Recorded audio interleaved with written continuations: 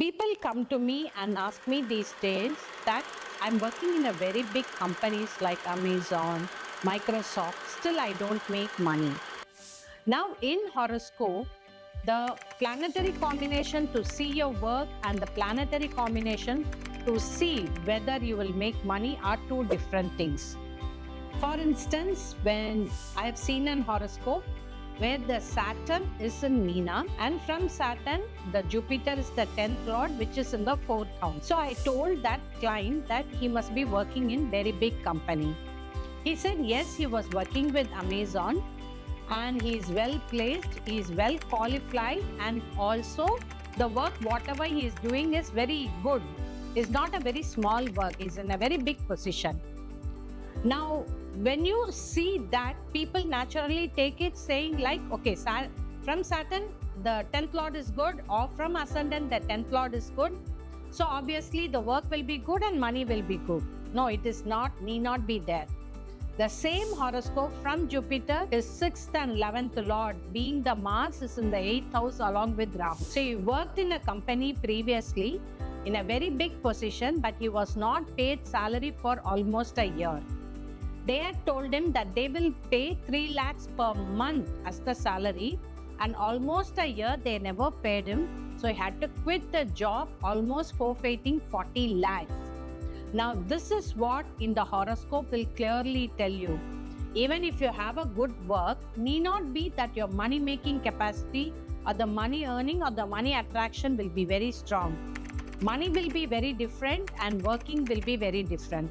Either from Saturn or from the Ascendant. If the 10th lord is very strong, obviously you will sit in a very good company. That does not equate you that you will be making a very good amount of money as a perks or salary or financial hikes, whatever it is. So if your 11th lord from many angles are very weak, which should indicate that you may not be making very good money, even though your position is strong, even though you're working in the same company, even though you're doing a good job. Working job is different, making money or salary is different. Now next come to the point of analysis of AMSA chart. AMSA chart is the Tulya chart, which will clearly tell you whether your complete aspect of one life will be good or not. For instance, if you take work, it is Dasamsa. So recently I saw in horoscope, the same Saturn is in the Meena, the 10th lord Guru is in the 11th house. So obviously he has started the work from the young age. But when I checked the AMSA chart, which is the Dasamsa chart, it was showing that the Saturn is in Kataka and the 10th lord is in 12th house and Venus is in the 6th house. I asked him whether there is a struggle. Yes, there has been a struggle for him to establish his work. So obviously it is the AMSA chart which is giving the clear picture than the Baba chart and the Rasi chart.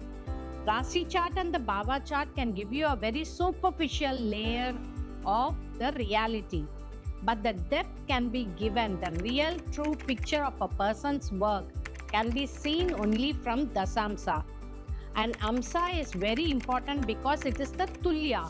The precision chart is what we say. And for money, it is in Rudramsa, you will clearly understand what is the money earning capacity of a person. So kindly check the Baba chart or the Rashi chart, and along with that check the Dasamsa chart. Then only you will know whether your career will be good or not.